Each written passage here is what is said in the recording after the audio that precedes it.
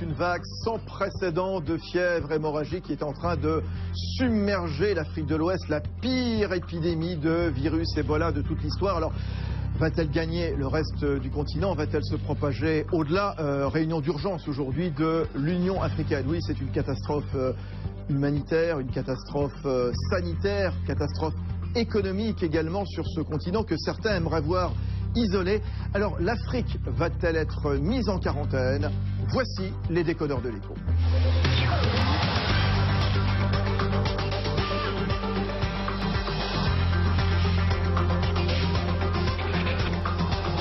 L'écho s'éclaire sur BFM Business. Fabrice Lundi reçoit les décodeurs de l'écho. Emmanuel Hervé, justement, à la tête d'Astrolabe. On a beaucoup parlé de communication également. On en parlait avec le docteur Biverson, avec Karim Sy. Comment les chefs d'État africains des pays concernés, finalement, au départ, ont un petit peu minimisé donc, la situation. Ils n'ont pas bien communiqué. Écoutez, ce que je pourrais dire par rapport à la question de pourquoi est-ce qu'on en est arrivé là, il y a un point assez classique finalement en gestion de crise qui est le démarrage de la crise, qui est finalement ce qui est souvent le plus compliqué à faire. C'est de se rendre compte qu'on est face à une crise et là on est face à une catastrophe sanitaire. Et donc on minimise ou on ne se rend pas compte, hein, c'est ce que disait le médecin, et on est un petit peu évidemment dans le déni de ce qui peut se passer. Et ce qui a pu être, enfin ce qu'on pourrait reprocher éventuellement aujourd'hui aux instances internationales, c'est une absence en fait d'élaboration de scénarios du pire, de scénarios d'escalade. Parce qu'en fait ces crises Ebola, eh bien on les connaissait, enfin elles sont là depuis 1976, elles étaient toujours très contenues. Et puis jamais personne, d'une certaine manière, ne s'est posé la question de savoir si qu'est-ce qu'on fait si vraiment cette crise-là... Vous voulez dire qu'il y a eu aussi une faillite au niveau international, de l'OMS, de l'ONU par exemple, je ne sais pas?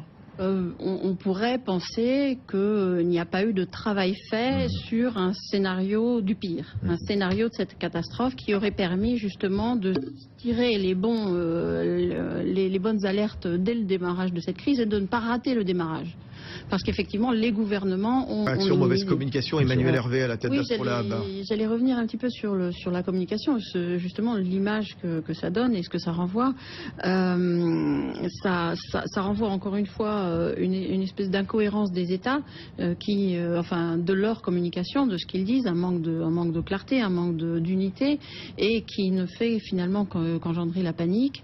Donc voilà, en termes de mesures préventives, enfin ils ne savent pas plus justifier pourquoi est-ce qu'il faudrait confiner ou évacuer. D'ailleurs c'est une problématique qu'ont les entreprises françaises qui ont pris, françaises ou occidentales, certaines ont pris des mesures d'évacuation de leurs expatriés et d'autres de confinement. Et je pense que là il y a un point intéressant à voir sur la réaction, la façon dont les occidentaux, qui n'ont pas tous la même culture, réagissent par rapport à ça. C'est-à-dire par exemple, oui, les anglo-saxons réagissent différemment que les Français? Très différemment. C'est-à-dire comment?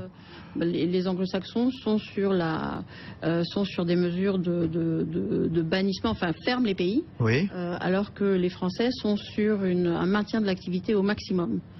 Très rapide. C'est pas la même façon finalement la communication de proximité, toute la partie pédagogique, se laver les mains, faire attention quand quelqu'un a la fièvre, ne pas aller dans les foules, enfin ce message-là est passé finalement. Donc il peut passer en utilisant aussi tous les moyens. On a vu tout un panel en fait de moyens de communication nouveaux, en particulier les réseaux sociaux, on en a pas mal parlé Océane, des textos, des chansons pour atteindre tous les moyens sont... On a dit et fait un peu n'importe quoi dans cette gestion de crise. Je regardais encore ce week-end la Côte d'Ivoire craignant la contagion qui a dit on suspend, on n'accueillera pas le match de la qualification pour la Coupe d'Afrique des Nations 2015 qui devait l'opposer à la Sierra Leone, mais finalement ils ont quand même fait le match. Il y a une panique quand même sur le continent. Emmanuel Hervé et puis Karim Sy de Jocolabs. Je pense qu'à partir du moment où il y a beaucoup de rumeurs, beaucoup de fantasmes, beaucoup d'émotions en fait, donc on sort du rationnel, et à partir du moment avec des États débordés, bien sûr. On sort du rationnel avec des États qui ne sont pas, ne sont pas entraînés ou qui n'ont, en tout cas, qui sont pas très prêts à faire une véritable gestion de crise très rigoureuse et qui n'ont pas envisagé ces scénarios-là. Eh bien, on a tout et n'importe quoi. Enfin, du coup, le SRAS aussi, Madame, le SRAS, on n'arrêtait pas d'en parler au début des années 2000. Cette épidémie qui a principalement touché l'Asie, le SIDA, bien sûr.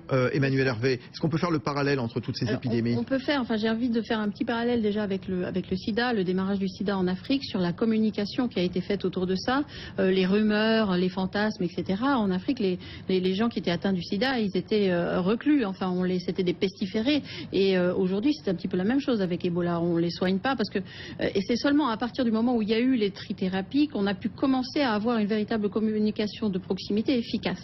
Et aujourd'hui, je pense que ce qui manque peut-être un petit peu, c'est pas une communication positive, enfin il n'y a pas vraiment énormément de bonnes nouvelles, mais il y a quand même des nouvelles, des signaux en tout cas d'espoir qui sont des signaux crédibles et qui devraient être probablement communiqués plus aux populations pour que les gens aillent au moins se soigner, parce qu'on en parlait tout à l'heure, quand même ce que dit la Croix-Rouge, c'est que dans les villages, etc., et c'est là où on a un maximum de contamination, les gens n'y vont même pas, parce qu'ils se disent de toute façon je vais mourir. Pourquoi, Karim Sy?